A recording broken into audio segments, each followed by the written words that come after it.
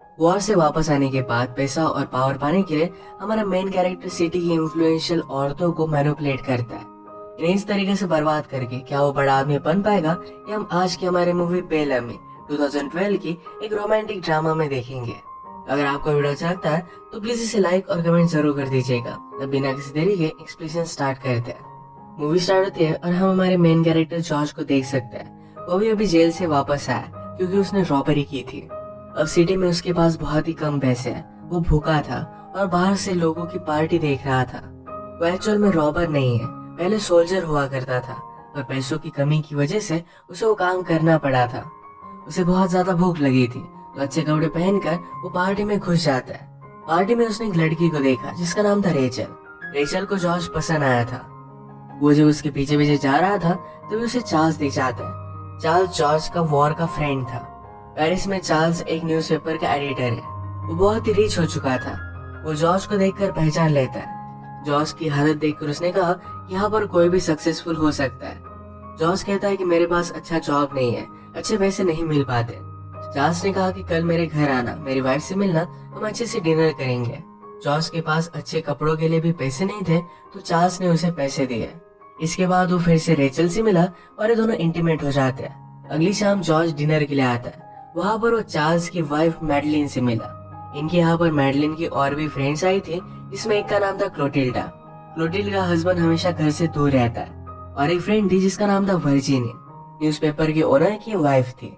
Dinner के वक्त वर्जीनी ने कहा कि तुम डेजर्ट्स में थे, क्या वहाँ पर कुछ आवाजें आती है? मैंने सुना है कि वो बहुत ही रोमांटिक होती है। जॉर्ज ने कहा कि वो हवा की आवाजें बड़ा हरामी हो बेटा। होती है। मैं वहाँ पर अकेला था तो मुझे वो हॉरिफाइंग लगती थी। ये सुनकर क्लोटिल्डा कहती है वहाँ पर तो बहुत सारी ब्यूटीफुल सी लड़कियां होंगी। जॉर्ज ने कहा कि मुझे उनमें इंटरेस्ट नहीं था, मुझे हमेशा घर की याद आती रहती थी। इनमें वॉर की बातें स्टार्ट हो गई थी तो क्लोटिल्डा कहती कि सब्जेक्ट चेंज कर दो, उसे इसमें इंटरेस्ट नहीं है। जॉर्ज ने पूछा तुम्हें किस में इंटरेस्ट है? क्लोटिल्डा ने कहा कि मुझे बहुत सारी चीजों में इंटरेस्ट है और उसे मजे करने अच्छे लगते हैं।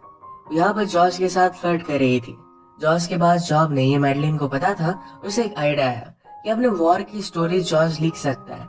ये अगर वो पेपर में दे तो उसे एक अच्छा जॉब मिल जाएगा। ये आइडिया पहले तो उसके हस्बैंड चार्ल्स को अच्छा नहीं लगता, पर मैडलिन जॉर्ज को अच्छा आर्टिकल लिखने में हेल्प करने वाली थी। अगले दिन जॉर्ज और मैडलिन ये दोनों मिलकर आर्टिकल लिख रहे थे। जॉर्ज को लगा कि शायद मैडलिन उसमें इंटरेस्टेड है, उसे देखकर वो हंसने लग गया। मैडलिन ने कहा कि हम दोनों के बीच में कभी भी कुछ भी नहीं होगा, क्या तुम ये बात समझ सकते हो? जॉर्ज ने कहा कि मैं समझ सकता हूँ। मैडलिन कहती है तो फिर हम दोनों अच्छे फ्रेंड बन सकते हैं। मैडलिन ने जॉर्ज को सजेस्ट किया कि अगर वो किसी टाइप की रिलेशनशिप चाहता है तो क्लोटिल्डा के पास जाए। वो अकेली है क्योंकि उसका हस्बैंड दूर रहता है। उसने उसे ये भी एडवाइस किया कि उसे पावरफुल लोगों का सर्कल बनाना चाहिए, इससे वो बहुत आगे जाएगा। जॉर्ज ने जाते वक्त मैडलिन को किसी और आदमी के साथ देखा जिसका नाम था वोट्रैक। वो फिर अपना आर्टिकल लेकर न्यूज़पेपर में जाता है। वर्जिनी का हस्बैंड जिसका नाम था मॉन्सियर न्यूज़पेपर का हेड था। इसने जॉर्ज का आर्टिकल पढ़ा और उसे हायर कर लेता है। अब जॉर्ज बहुत ही खुश था। वो फिर क्लोटिल्डा के पास आया। क्लोटिल्डा की एक छोटी सी बेटी थी जिससे वो बात करने लगता है। उसे भी जॉर्ज बहुत पसंद आया था। ये दोनों खेलने लग गए तो क्लोटिल्डा को बहुत अच्छा लगता है, वो भी इनके साथ खेलने लग गई थी। बाद में क्लोटिल्डा ने जॉर्ज से पूछा कि तुम चाहते क्या हो? जॉर्ज कहता है कि मैं तुम्हारे साथ अकेले में टाइम स्पेंड करना चाहता हूँ। क्लोटिल्डा कहती है कि हम कल मिलते हैं। जॉर्ज चाहता था कि वो आज ही उससे मिले। क्लोटिल्डा को ये बात अच्छी लगी, उसके पास आई। वो जरा नर्वस थी और ये दोनों इंटीमेट होने लग गए। तभी वो डर जाती है। क्लोटिल्डा ने कहा कि मेरा इस तरीके से तुम्हारे पास आना ये बहुत ही डेंजरस है। अगर मेरे हस्बैंड को पता चला तो मेरा मैरिज टूट जाएगा, मेरी बेटी मुझसे दूर चली जाएगी। ये वो नहीं चाहती थी। उसने कहा कि मैं घर रेंट करूंगी और वहां पर हम दोनों मिल सकते हैं, और इसके लिए वही पे करने वाली थी। जो जॉर्ज को बात सही लगती है। अब इन दोनों का अफेयर स्टार्ट हो गया था। क्लोटिल्डा ने जॉर्ज से कहा कि कभी भी मुझ पर चीट मत करना, उसे बात अच्छी नहीं लगती। एक रात ये दोनों पार्टी करने के लिए आए। यहाँ पर रेचल ने जॉर्ज को फिर से देखा।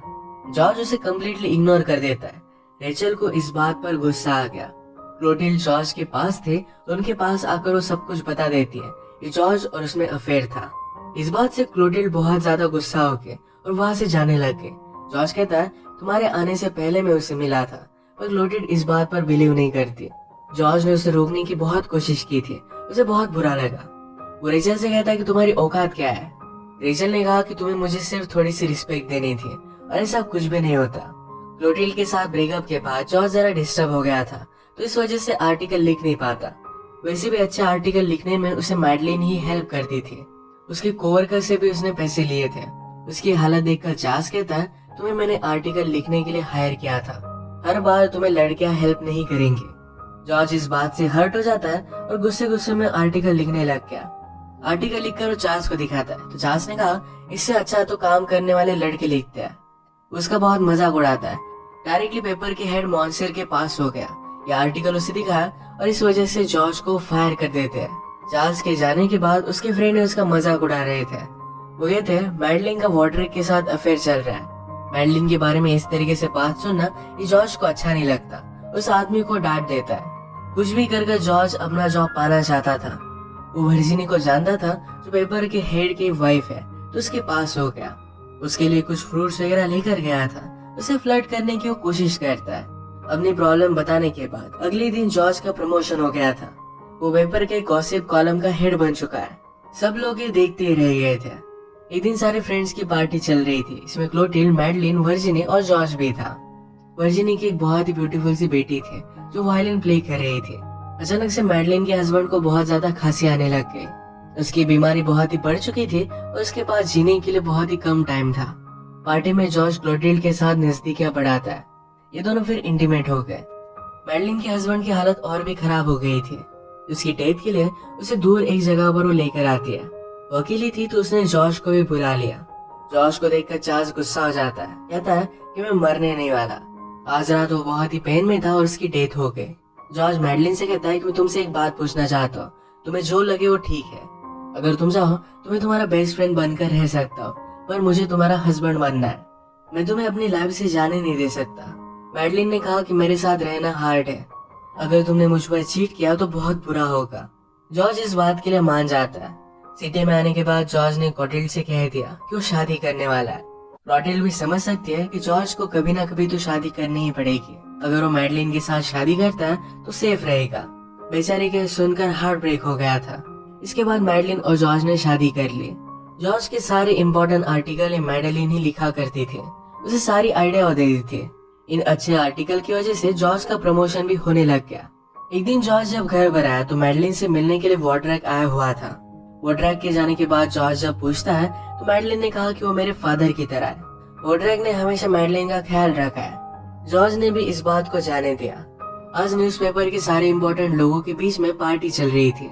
इस पार्टी में मॉन्सून ने कहा कि सरकार सिर्फ वॉर करना चाहती है और हम इसे बर्बाद कर सकते हैं। अगर गवर्नमेंट को उन्होंने अपने पेपर में एक्सपोज कर दिया तो गवर्नमेंट गिर जाएगी। मैडलिन ये सब सुनकर गवर्नमेंट के खिलाफ आर्टिकल लिखने में लग गई थी। जॉर्ज एक दिन उसके पास आने की कोशिश करता है पर मैडलिन उसे रिस्पांस नहीं देती क्योंकि आज वॉड्रैक आने वाला था। इस बात से जॉर्ज अपसेट हो गया। उसने उसे कन्फ्रंट किया। मैडलिन उसे पूछती है, तुम्हें इसमें ज्यादा इंटरेस्ट नहीं लेना चाहिए। एक तो तुम सरकार गिराकर एक बड़े पावरफुल आदमी बन सकते हो, वरना फूल की तरह तुम्हें पूरी जिंदगी बितानी पड़ेगी। इन सब चीजों से बहुत ही अपसेट हो गया था। एक दिन पार्टी में जॉर्ज फिर से क्लोटिल्ड से मिला। दोनों ने एक दूसरे को मिस किया था और फिर से अफेयर अपना स्टार्ट कर देते हैं। पार्टी से दूर जाकर न्यूज़पेपर हेड और एक आदमी की मीटिंग चल रही थी। यहाँ पर जॉर्ज भी पहुंच गया। मॉन्सूर कहता है कि मैं बहुत ही पावरफुल हूँ, मेरे सिर्फ वर्ड्स है, मैं पूरी सरकार गिरा सकता हूँ। जॉर्ज ने कहा पर ये वर्ड्स तुमने नहीं लिखे। इसे मॉन्सूर को बुरा लगा और वो कहता है कि क्या तुम वॉड्रैक और मैडलिन के बारे में जानते हो? तुम जिस घर में रह रहे हो ये वॉड्रैक ने तुम्हें दिया है। मॉन्सूर की इस बात से जॉर्ज और भी ज्यादा हर्ट हो गया। वो फिर डिसाइड कर लेता है कि वो मॉन्सूर की वाइफ के साथ ही अफेयर करेगा। उसने वर्जिनी को चर्च में फॉलो किया। वो उसे मिलकर कहता है, मुझे पता नहीं कि मैं यहाँ पर क्यों आया हूँ, पर मुझे तुम्हारे साथ रहना था। वो बेचारी डर के उसने पहले कभी भी अफेयर नहीं किया। उसे मना करती है तो जॉर्ज अपनी गाड़ी में बैठ गया। बाद में वर्जिनी अपना माइंड चेंज कर लेती है उसके पास आके। ये दोनों इंटीमेट हो गए और इनका अफेयर स्टार्ट हो गया था। एक दिन डिनर टेबल पर हम क्लोटिल्डा, मैडलिन और वर्जिनी को साथ में देख सकते हैं। जॉर्ज इन तीनों को देखकर स्माइल कर रहा था। स्लोली वर्जिनी पूरी तरीके से जॉर्ज के प्यार में पड़ गई थी।